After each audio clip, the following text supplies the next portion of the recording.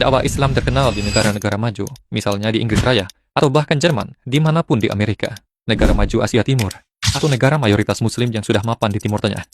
Kenapa pendakwah terkenal di sana hampir tidak ada yang memiliki garis keturunan Habib?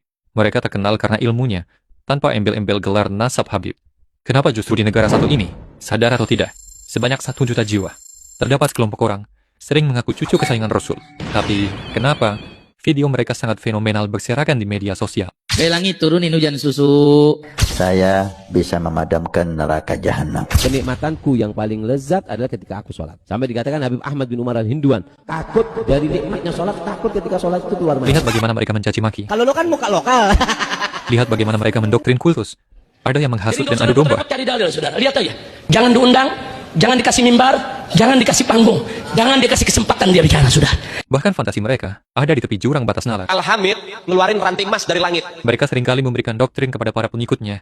Doktrinnya nggak main-main. Bahkan sampai tahap mengkafirkan orang. Orang yang sudah tidak percaya sama habaib, itu kafir hukumnya. Mulai mengkoreksi ulama-ulama dari anak cucu Nabi Muhammad SAW. Orang yang seperti itu mirip dengan iblis. Mantap, semua dikafirkan. Semua diibliskan. Jika memang mereka yang mengaku Habib adalah cucu kesayangan Rasul, harusnya mereka diakui secara global. Faktanya, bahkan di antara pendakwah internasional, kita malah sulit menemukan yang bergelar Habib. Gak ada yang berdakwah sambil gendong-gendong nama kakek buyutnya bin Fulan, bin Fulan, bin Fulan. Bandingkan di banyak negara maju, jelas ekosistemnya berbeda. Masyarakat lebih terbiasa memuji sebuah klaim. Orang terbiasa hidup dengan pola pikir kritis. Orang menilai agama bukan dari siapa kakeknya, tapi dari pengetahuan yang benar-benar dia bawa. Yang dilihat itu ilmunya. Apa yang diajarkan dan dalilnya apa? Akhlaknya, cara bicaranya, kejujurannya, tanggung jawabnya, lalu metodenya. Hadis dicek, cerita diuji, klaim tidak langsung dipercaya.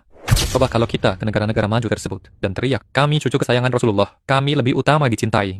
Nggak mungkin orang di sana bakal manggut-manggut percaya gitu aja. Yang ada malah dikatain orang gila. Yang ada malah dilaporin dan ditangkap polisi. Mereka tentu akan menanyakan, kamu belajar di mana? Atau lebih kritis lagi, metodologi apa yang kamu gunakan untuk memperdalam agama? Selain itu, untuk kasus di beberapa negara maju seperti Eropa dan Amerika, komunitas muslimnya juga menyadari bahwa posisi muslim adalah minoritas, sehingga menuntut mereka untuk bersikap yang rapi dan bermartabat. Sehingga mereka tidak mau Islam dipermalukan oleh para tokoh yang hobinya marah-marah, yang hobinya bermain emosi, yang hobinya menyampaikan dakwah nggak valid, yang menyebarkan dongeng-dongeng khurafat. Lantas, kenapa fenomena Habib ini bisa tumbuh subur di Indonesia? Kalau kita mau jujur ke belakang, fenomena ini sebenarnya lahir dari cara Islam disebarkan dan berkembang di Indonesia. Namun perlu digarisbawahi, para Habib bukanlah yang pertama kali menyebarkan Islam di Indonesia. Sekitar abad ke-6 sampai abad ke-7, jauh sebelum para Habib ini datang, Khalifah Utsman bin Affan mengirimkan utusan para cendekiawan Muslim untuk berdakwah ke Tiongkok, sekaligus memperkenalkan dinasti Islam yang baru saja berdiri. Kemudian, sebagian dari utusan tersebut pergi ke wilayah Nusantara yang saat ini bernama Indonesia. Saat itu Islam belum menyebar dengan pesat. Islam tumbuh sangat perlahan. Di mana yang mengadopsi Islam saat itu, kebanyakan hanya kalangan bangsawan dari kerajaan besar Nusantara dan kebanyakan jaringan pedagang. Bahkan sampai abad ke-11, Nusantara masih didominasi oleh penganut animisme. Selama berabad-abad, reputasi jaringan perdagangan Islam di Nusantara mendapat reputasi yang baik. Dan rumor ini menyebar sampai ke kawasan wilayah Timur Tengah dan Asia Selatan. Inilah faktor awal yang memicu terjadinya migrasi besar-besaran pada abad ke-13 oleh pedagang dari Gujarat, dari dataran Arab, dari Persia, dan tentu saja dari wilayah Hadramaut Yaman. Wilayah di mana orang-orang yang mengaku memiliki gelar Habib ini berasal. Apalagi saat itu kondisi ekonomi di Hadramaut sedang sulit, dan membuat para Habib ini harus mencari peluang baru. Faktanya saat itu, tidak semua Habib adalah dari kalangan cendekiawan atau ilmuwan agama. Bahkan ada ulama yang menyimpulkan mereka dari kalangan Syiah karena ajaran mereka yang bercampur aduk. Dan para sejarawan mengklaim mereka sangat kental di balut sufisme, di mana praktik tambahan-tambahan ibadahnya tidak ditemukan di aliran Sunni. Selain itu, mereka juga menyebarkan Islam hanya dengan simbol karisma melalui pernikahan dari tokoh-tokoh yang disegani. Sehingga bisa dikatakan, walaupun saat itu Islam berkembang, namun penyebarannya kurang melalui jalur akademis yang ketat. Di beberapa daerah, Indonesia juga mewarisi budaya feodalisme, di mana darah bangsawan sejak dulu dihormati. Lalu ketika agama masuk, penghormatan itu bergeser dari darah raja ke darah religius. Sehingga gelar nasab Habib pelan-pelan berubah jadi semacam mata uang sosial yang nilainya tinggi. Karena itu masyarakat Indonesia terbiasa menghormati simbol, bukan menguji isi. Siapa tokohnya?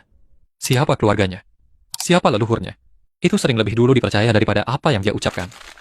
Kalau pengikut tokoh banyak, maka sering dianggap selalu benar. Dalam sosiologi agama, ini disebut charismatic authority. Ketika pola ini masuk ke ranah agama, maka otomatis jadi tokoh disakralkan. Kritik dianggap kurang adab.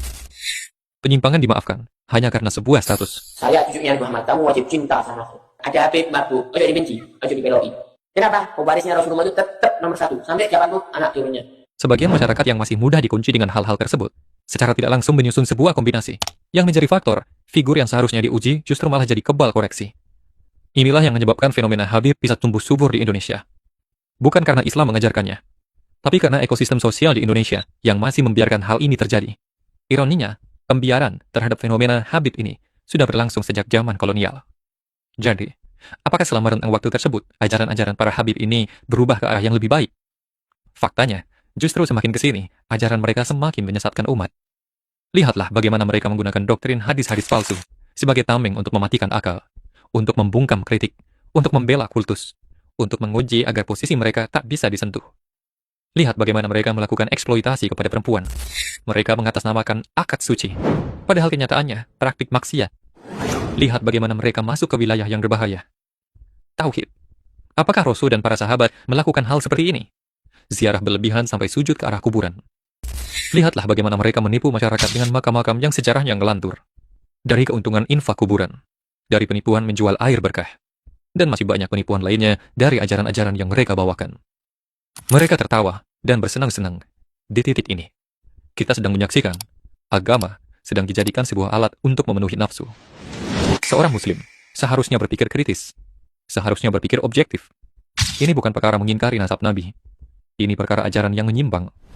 Faktanya, masih ada pendakwah di Indonesia keturunan Habib yang tidak mengajarkan kesesatan, yang bahkan malu jika mereka dipanggil dengan sebutan gelar Habib, yang memberikan ajaran berlandaskan Quran dan hadis autentik, yang tidak mengucapkan hadis-hadis palsu.